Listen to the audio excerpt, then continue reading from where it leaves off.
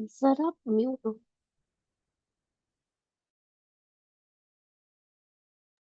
ये question clear हो गया पहला वाला क्या? इधर सीरियम 4+ आएगा आंसर। रीजन, लेंथोइड की स्टेबल स्टेट है +3, और +4 वाला इलेक्ट्रॉन आसानी से गेन करके किस में जाएगा? +3 में। तो ये स्ट्रॉन्गेस्ट ऑक्सीडाइजिंग एजेंट होगा। एनसीईआरटी का क्वेश्चन है ये। 58, 59, 60, 65, 66 ये एटॉमिक नंबर शो करते हैं। ये एटॉमिक नंबर शो करेंगे कि आप +4 स्टेट। और 60, 62, 63, 69, 70 ये शो करते हैं +2, वो होंगे रिड्यूसिंग एजेंट। दिखाओ निशान, क्या नाम है पूरा, नेक्स्ट दिखा दो। नेक्स्ट क्वेश्चन है second. The difference in melting point and boiling point of oxygen and sulphur. Oxygen O2 होता है, सल्फर एसिड होता है। तो एटोमिसिटी की वजह से, सही ना, एटोमिसिटी की वजह से इसमें कोवेलेंट बॉन्ड ज्यादा होंगे। तो उसका ये सॉलिड फॉर्म में होता है, ऑक्सीजन गैस गैस फॉर्म में होता है। तो ये आंसर आ जाएगा थर्ड, एटोमिसिटी। नेक्स्ट है ribose present in DNA. Ribose sugar present in DNA. तो राइबोस शुगर जो है, वो तुम्हें पता होगा राइबोस क्या है, बीटा डी माइनस राइबोस होती है आरएनए के अंदर। और डीएनए में beta 2 deoxy D minus ribose होती है। इसमें OH ऊपर H नीचे, HOH, HOH लास्ट, HCH2OH। ये beta D minus ribo sugar है। और जो डीएनए में होती है वो सेकंड कार्बन पे, इस वाले कार्बन पे H और नीचे भी H आएगा। H ऊपर और H नीचे आएगा ऐसे ही।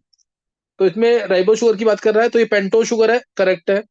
प्रेजेंट इन पायरेनोस फॉर्म, गलत है। पायरेनोस फॉर्म होती है 6 की रिंग, गलत है ये। और उसके बाद alpha anomeric carbon is present. Alpha नहीं होता, बीटा होता है यहाँ पे। बीटा है ना, OH ऊपर है, तो ये भी गलत है।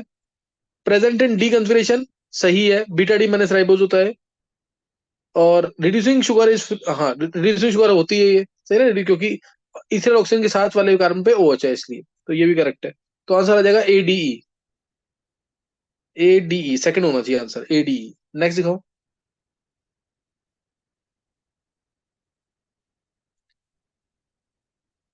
नेक्स्ट क्वेश्चन का है, ये फोर्थ यही है ना, consider the following reaction. Yes sir. Consider the following reaction. Propyne, propyne है Hg2 + HgSO4, H2SO4 डालेंगे तो एसीटोन आ जाएगा। एसीटोन में HCN डाला, एसीटोन था, HCN डालेंगे तो OH ऊपर आएगा, CN नीचे आ जाएगा। और उसके बाद H2Ni डाला है तो CN का CH2NH2 बन जाएगा। डायरेक्ट क्वेश्चन है बिल्कुल, CH2NH2 बन जाएगा। तो आंसर इसी कारण पे OH और CNH2, ये ए ऑप्शन में देख लो, फर्स्ट ऑप्शन में OH और CH2NH2। नेक्स्ट दिखाओ। Fifth question. फिफ्थ क्वेश्चन ये रहा। The most stable carbocation among the following is. Most stable carbocation, देखो इसकी बात करें अगर, तो ये प्लस को यहां से इलेक्ट्रॉन दे रहा है और यहां से एक्सटेंडेड कंजुगेशन भी है। लेकिन कुछ यहाँ पे थोड़ा विड्रॉइंग ग्रुप लगा हुआ है ऊपर। इसमें एक्सटेंडेड कंजुगेशन है प्लस ऑक्टेट कंप्लीशन भी हो रहा है। तो ये बेस्ट ये होना चाहिए।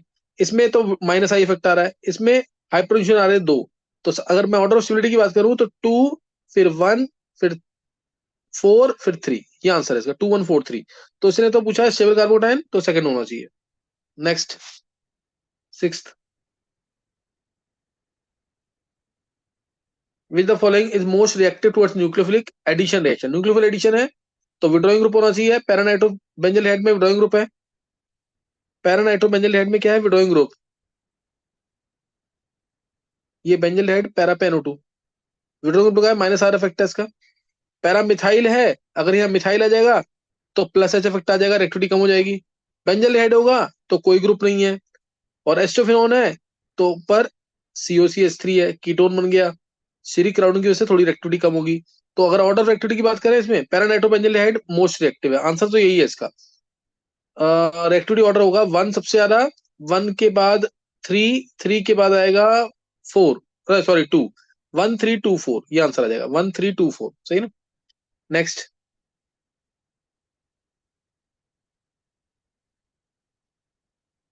Seventh question. Consider following statements about H2O, NH3 and CH4. H2O. All central atom carbon are sp3 hybridized. Correct है। O में भी 2 sigma bond 2 lone pair, NH3 में 1 sigma bond 3 lone pair, CH4 में 4। तो ये करेक्ट है statement. Order of dipole moment is CH4 की 0 होगी, NH3 की कुछ होगी, H2O में O की इलेक्ट्रॉनिक ज्यादा है तो थोड़ी ज्यादा होगी, ये करेक्ट है। NH3 in H2O is basic in nature, सही है। NH3 and H2O are Bronsted Lowry acid, नहीं ये नहीं है ना। NH3 और H2O में, NH3 और H2O में तो एटम का ही डिफरेंस आ गया, ये तो हो ही नहीं सकते कभी भी, है ना। तो ये नहीं हो सकता, इसलिए ये वाली स्टेटमेंट गलत होनी चाहिए। Bond angle of H2O NH3 H2O में 2 लोन पेयर है तो 4.5 डिग्री एंगुलर और वी और बेंड शेप है। NH3 एक सिग्मा एक लोन पेयर है 3 सिग्मा बॉन्ड है 160 डिग्री होगा। इसमें 109 ये करेक्ट है तो ए बी और डी करेक्ट है इसमें। ए बी और डी दिखाना एक बार।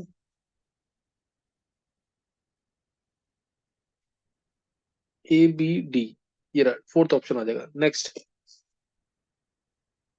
8th question with the following is most reactive towards aqueous HBR aqueous HBR की तरफ। तो देखो इसमें जब इलेक्ट्रॉन इधर जाएंगे एच आ गया इधर और यहाँ प्लस आएगा तो ऑक्टेट कंप्लीशन हो रहा है तो बहुत रिएक्टिव होगा बीआर जब यहाँ लगेगा। इसमें तो इलेक्ट्रॉन मतलब ये नॉर्मल केस है इलेक्ट्रॉन इधर गए तो इधर एच और इधर बीआर आ जाएगा और इसमें इलेक्ट्रॉन इधर जाएंगे एच इधर आ जाएगा नीचे और बीआर ऊपर आ जाएगा। इसमें भी ऐसे ही होगा इलेक्ट्रॉन इधर गए तो इधर एच आ जाएगा उधर ऊपर बीआर आ जाएगा तो उसके अकॉर्डिंग कर सकते हैं। और इसमें ऑक्टेट कंप्लीशन हो रहा है तो मोस्ट रिएक्टिव तो पी ही होना चाहिए मोस्ट रिएक्टिव पी होगा। सही ना मोस्ट रिएक्टिव पी होगा। उसके बाद तुम हाइपर कंजुगेशन के बेसिस पे अरेंज कर लेना अगर पूरा अरेंजमेंट करना है तो हाइपर कंजुगेशन के बेसिस पे अरेंज कर लेना। नेक्स्ट क्वेश्चन 9th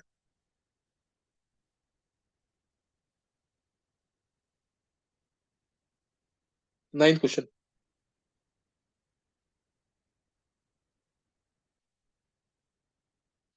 देखो 9th क्वेश्चन एक मिनट रुको। दे तू बार बार 9th question at the freezing point of एक मिनट हर्ष म्यूट कर ले एक बार। At the freezing point of water freezing point यानी 0 degree Celsius. Process is non spontaneous process है नॉन स्पॉन्टेनियस। सही ना प्रोसेस क्या है नॉन स्पॉन्टेनियस। उसके बाद बोला it become spontaneous at boiling point यानी टेम्परेचर बढ़ाने से रिएक्शन स्पॉन्टेनियस हो रही है। टेम्परेचर बढ़ाने से स्पॉन्टेनियस हो रहा है यानी रिएक्शन कैसी है प्रोसेस कैसा एंडोथर्मिक एक्सोथर्मिक एंडोथर्मिक हो गया तो डेल्टा एच ग्रेटर देन 0 है। ये फेवर नहीं कर रहा है ये फेवर नहीं कर रहा है। हमें फेवर अगर कराना है प्रोसेस को स्पॉन्टेनियस बनाना है क्योंकि वो स्पॉन्टेनियस बन रहा है हाई टेम्परेचर पे तो डेल्टा एच भी ग्रेटर देन 0 होना चाहिए। डेल्टा एच क्या होना चाहिए ग्रेटर देन 0। तो इसके डेल्टा एच भी ग्रेटर देन 0 और डेल्टा एस भी ग्रेटर देन 0 होगा तो ही डेल्टा जी नेगेटिव हो पाएगा। डेल्टा जी होता है delta H minus delta S. तो इससे आंसर इसका delta H positive delta S positive ये आना चाहिए आंसर 1 1 आंसर आना चाहिए। Next 10th question in the preparation of potassium permanganate from pyrolusite MnO2 the fusion of pyrolusite ore is done with an alkali metal hydroxide MnO2 plus KOH in the presence of air as an oxidizing like KNO3 which first produces क्या बनता है इससे potassium manganate green colour का potassium manganate बनेगा green colour का यहाँ पे। और पोटेशियम मैंगनेट पे जब ऑक्सीडेशन दोबारा करेंगे O3 के साथ Cl2 के साथ किसी के साथ भी तो KMnO4 मिलेगा या इलेक्ट्रोलाइटिक ऑक्सीडेशन भी करेंगे तो मिल जाएगा KMnO4। तो इससे आंसर आ जाएगा इसमें K2MnO4। नेक्स्ट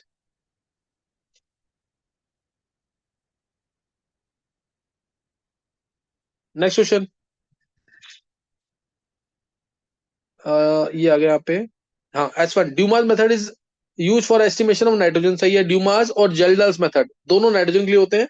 ड्यूमास में नाइट्रोजन हर एक कोई भी नाइट्रोजन कैसा भी नाइट्रोजन हो सबके लिए एप्लीकेबल होता है। जेल्डाल्स में लिमिटेशंस होती है। सही ना रिंग के अंदर एन का ओ के साथ अटैचमेंट एन का एन के साथ अटैचमेंट एजो कंपाउंड में इसमें कोई लिमिटेशन नहीं होती। In Dumas method nitrogen present in compound is converted to ये गलत है क्योंकि ये कन्वर्ट होता है हमारा किसमें जेल्डाल्स मेथड में। जब एन में हम कंसंट्रेट रेशियो 4 डालेंगे तो मिलेगा NH4 सही। तो ये स्टेटमेंट गलत है यहाँ पे। इसमें ड्यूमास मेथड में तो हमें नाइट्रोजन मिलता है सिंपली जो KOH के ऊपर CO2 को और H2O को KOH एब्जॉर्ब कर लेता है उसके ऊपर हमें नाइट्रोजन गैस मिलती है उससे हम नाइट्रोजन का एस्टिमेशन करते हैं। तो ये स्टेटमेंट गलत है। First is correct second is incorrect ये वन आ जाएगा। नेक्स्ट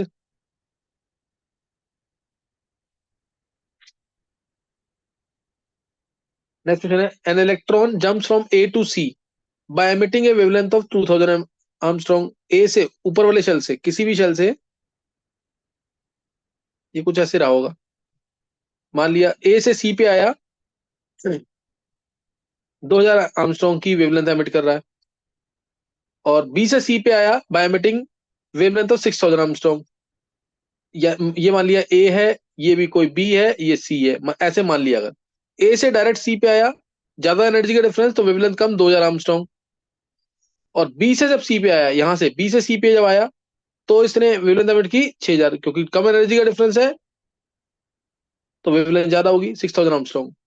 तो बोला इसने वेवलेंथ ऑफ इलेक्ट्रॉन जब ए से बी पे डायरेक्ट आएगा, ए से बी पे आएगा, ए से यहाँ बी पे आएगा तो कितनी वेवलेंथ होगी ए से बी पे आने पर। तो तुम्हें पता है ए से सी पे आया तो एनर्जी मैक्सिमम होगी, सही ना। ए से सी के delta E of A to C is equal to delta E of A to B plus delta E of B to C. बस डेल्टा ई होता है H C by lambda. A से C का lambda कितना था, ए से C का है 2000 आर्मस्ट्रॉन्ग, तो H C by 2000 is equal to delta A से बी का है, ए से बी का 2000, 6000 सॉरी, ए से बी का होगा 6000, बी से सी का 6000 है, ए से बी का तो निकालना है, लैम्डा ए बी निकालना है हमें, plus delta E H C by 6000। तो आंसर सीधा आया 1/2000 minus 1/6000, this is equal to 1/लैम्डा, दिस इज इक्वल टू 1/लैम्डा। तो इससे निकाल लेंगे, क्लियर है कि नहीं ये, इसे सॉल्व कर लेने निकल जाएगा ये। क्या आंसर आ रहा है इससे, सेकंड आ रहा है, सेकंड चेक कर लेना एक बार। नेक्स्ट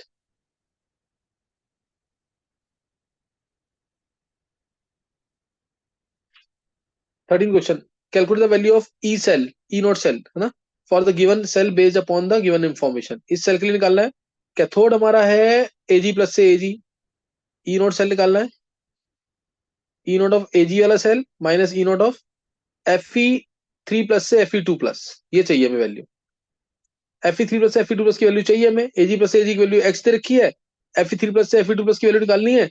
तो उसके लिए तुम्हें ये लगाना पड़ेगा, Fe3 प्लस है, इधर Fe2 प्लस है, इधर Fe ये है। Fe3 प्लस से Fe2 प्लस की वैल्यू मान लो तुम ए, इलेक्ट्रॉन कितने हैं एक, A into 1, Fe2 प्लस से Fe की वैल्यू मान ली, Fe प्लस Fe की वैल्यू है वाई, तो plus 2 into y, 2 into y। और Fe3 प्लस से Fe की वैल्यू दे रखी है z, यहां से यहां तक z दे रखी है, तो z इंटू 3। तो ये आ गया यहां से a plus 2y is equal to 3z, यानी a आ गया यहां से 3z माइनस 2y, a आ गया 3z माइनस 2y। तो a हमें माइनस करना है x में से, ये x है ना, x minus 3z plus 2y, x minus 3z plus 2y answer आना चाहिए, cathode minus anode, x minus 3z plus 2y, fourth option आ गया। नेक्स्ट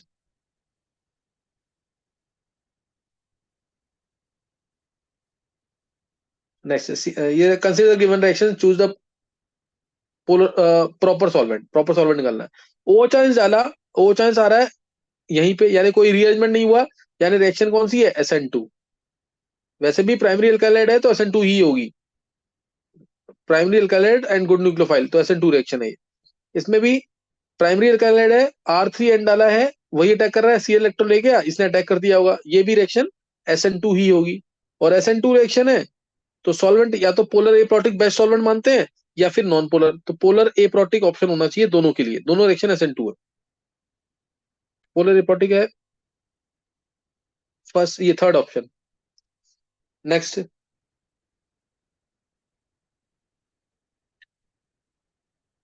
15th, देखो 2.32 into 10³ 3 kg, 2.32 into 10³ 3 kg Fe3O4, Fe3O4 16 weight हो गया, Fe3 56 into 3 168 plus 168 plus 64, ये तो आ जाएगा 232, सेम वेट आ रहा है इसका।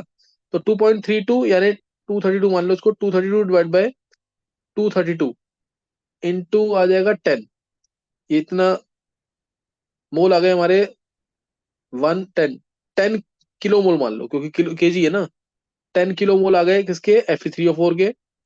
और इसके आ गए, ये भी इसका वेट तो 28 ही है, 28/28 इंटू 10⁻² हो जाएगा ये, तो ये हो गया हमारे सीधा 100, हाँ 100 मोल्स आ गए ना, 100 मोल आ गए इसके, और 10 किलो मोल इसके। Fe3O4 plus CO gives CO2 plus Fe, balance कर लेंगे थोड़ा सा इसको, Fe3 है तो 3Fe आ गया, O4 है तो 4CO आएगा ताकि 4CO2 आ जाए, बैलेंस हो गई इक्वेशन। ये है हमारे 10 किलो मोल और ये है हमारे 100 किलो मोल, तो यहाँ तो दिख ही रहा है किलो मोल है ये दिख ही रहा है कि लिमिटिंग रेजेंट Fe3O4 ही होगा, क्योंकि 10 के लिए इसके 40 चाहिए और दे रखे हैं इसके 100, तो यानी Fe3 देखो, लिमिटिंग रेजेंट का क्वेश्चन पीछे भी आया था पेपर्स में, इस पे भी आया हुआ है।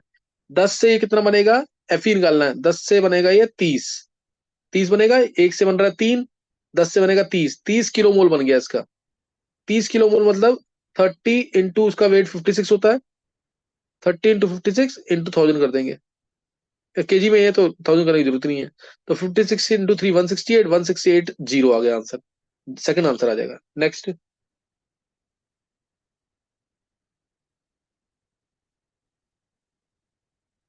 16th question, consider the following reaction of A complex compound COCl3 dot 5NH3। ये देखो, इस टाइप का क्वेश्चन पीछे पेपर में भी था, दूसरे या तीसरे पेपर में, और इसमें भी आया हुआ है। H2 डाला तो 3 आयंस मिल रहे हैं, 3 आयंस मिल रहे हैं, इसका मतलब है 2 Cl बाहर होंगे, सीधी सी बात है, 2 Cl बाहर होंगे तो ही आंसर आएगा ये। CONH3 होल 5, एक Cl अंदर और 2 Cl बाहर, तभी तो ये 3 आयंस देगा। और इसने ये कंफर्म कर दिया यहाँ से AgNO3 से, AgNO3 डालेंगे तो 2AgCl मिल जाएगा इसमें, क्योंकि जो 2 Cl बाहर है वो 2AgCl देंगे, तो CONH3 होल 5 Cl Cl2, यानी आंसर आ जाएगा 1। नेक्स्ट,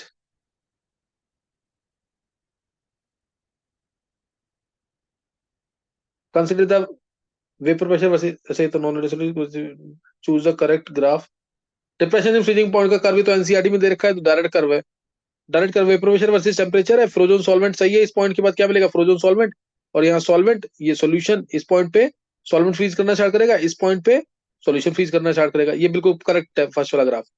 सेकंड वाले में फ्रोजन सॉल्यूशन लिखा है, गलत है, क्योंकि सोल्यूट कभी फ्रीज नहीं करता, सॉल्वेंट फ्रीज करता है ना, ये गलत है। नेक्स्ट,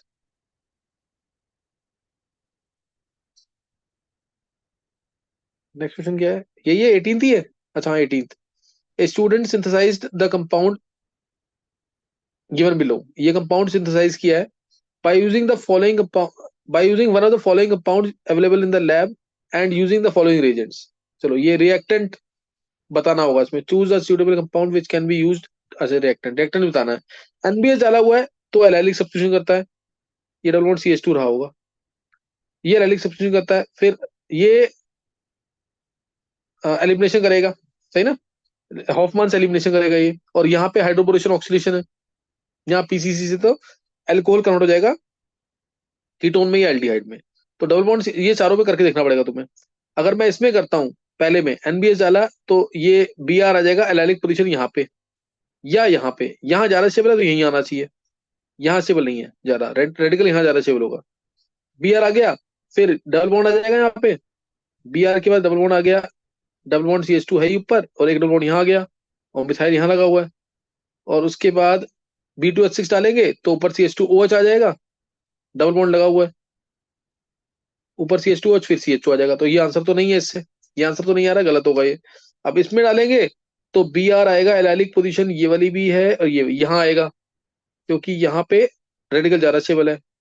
Br यहाँ आ गया, फिर इससे हफमैन एलिमिनेशन हो जाएगा, तो Br डबल बॉन्ड आ जाएगा, डबल बॉन्ड आ गया, और उसके बाद B2H6 डालेंगे, हाँ इसमें कुछ नहीं हो पाएगा, डबल बॉन्ड CH2 है ना ज्यादा, दोनों एक जैसे ही है, कहीं पे भी इससे भी नहीं, इससे तो बन नहीं पाएगा बिल्कुल भी। नेक्स्ट वाले से देखेंगे, इसमें रेडिकल यहीं बनेगा, स्टेबल ज्यादा है, Br यहाँ आ गया, Br यहाँ आ गया, उसके बाद डबल बॉन्ड आ जाएगा ऊपर की तरफ, क्योंकि इसमें हॉफमैन से एलिमिनेशन होता है, बिकॉज स्टेरिकली हिंडर्ड बेस है। डबल बॉन्ड CH2 आ गया, फिर डबल बॉन्ड CH2 आ गया तो डबल बॉन्ड CH2 का CH2OH आ जाएगा, और उसके बाद CHO बन जाएगा, यही आंसर बन रहा है शायद, हाँ यही बन रहा है आंसर, थर्ड होगा आंसर इसका। चेक कर लेना, रिएक्शन सारी एनसीईआरटी में दे रखी है, थर्ड आंसर आएगा, थर्ड हाँ। 19th, select the incorrect statement about the modern periodic table. तो ये तो physical and chemical properties are periodic function of their atomic weight, तो गलत है, ये तो मेंडलीफ में था। इसमें क्या आएगा, एटॉमिक नंबर, आंसर 2 आ जाएगा इसका, सही ना, आंसर 2 आ जाएगा इसका। उसके बाद नेक्स्ट है, ये मेंडलीफ में एटॉमिक मास था। नेक्स्ट देखो,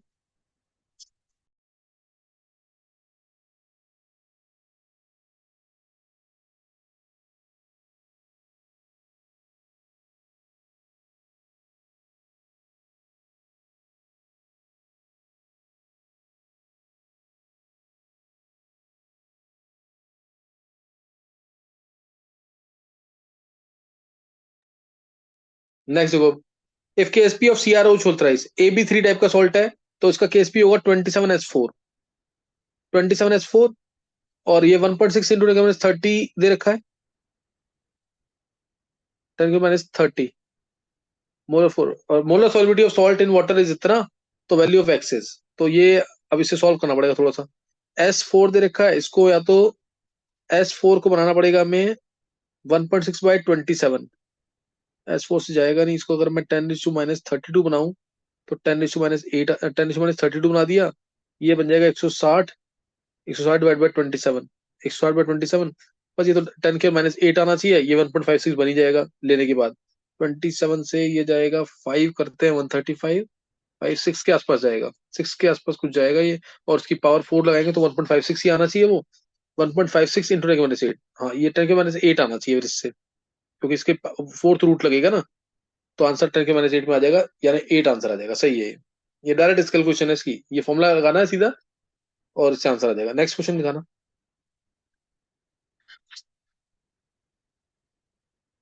22, when x gram of benzoic acid reacts with NaHCO3, benzoic acid react कर रहा है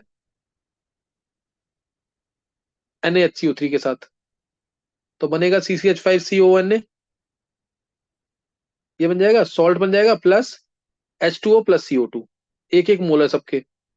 बोला इसने 11.2 लीटर मिल रहा है, ये 11.2 लीटर मिल रहा है, ये 11.2 लीटर मिल रहा है CO2, और STP पे मिल रहा है 11.2 लीटर, यानी आधा मोल मिल रहा है, आधा मोल मिला है तो ये आधा मोल रहा होगा, आधा मोल मिला, मास ऑफ बेंजोइक एसिड निकालना है, आधा मोल यानी इसका वेट होता है कितना, बेंजीन 78 प्लस CO2 44, यानी 122, 122 का आधा आ जाएगा, 122 इंटू हाफ 61 ग्राम आ रहा है। डायरेक्ट ऑब्जेक्टिव क्वेश्चन है, डायरेक्ट है बिल्कुल, मन में निकाल सकते हो तुम, इतना इजी क्वेश्चन है ये, सही ना।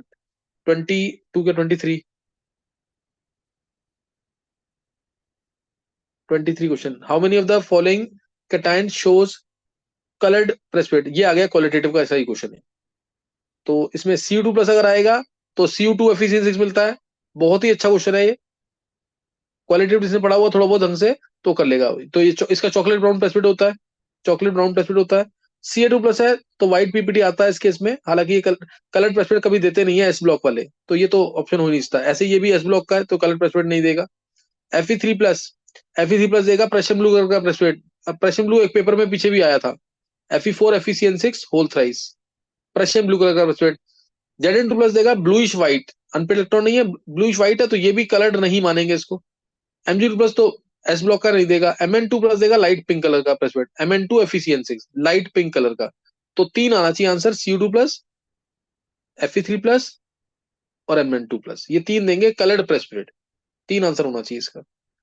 नेक्स्ट गाना पूर्वा, अच्छा दो दे नहीं रखे, 23 क्वेश्चन दे रखे हैं इसके अंदर, एक बार पूरा शुरू से लेके लास्ट तक पेपर गो थ्रू कर दो जल्दी से सारा, ताकि किसी को आंसर चाहिए तो देख ले एक बार, तीनों के PCM के।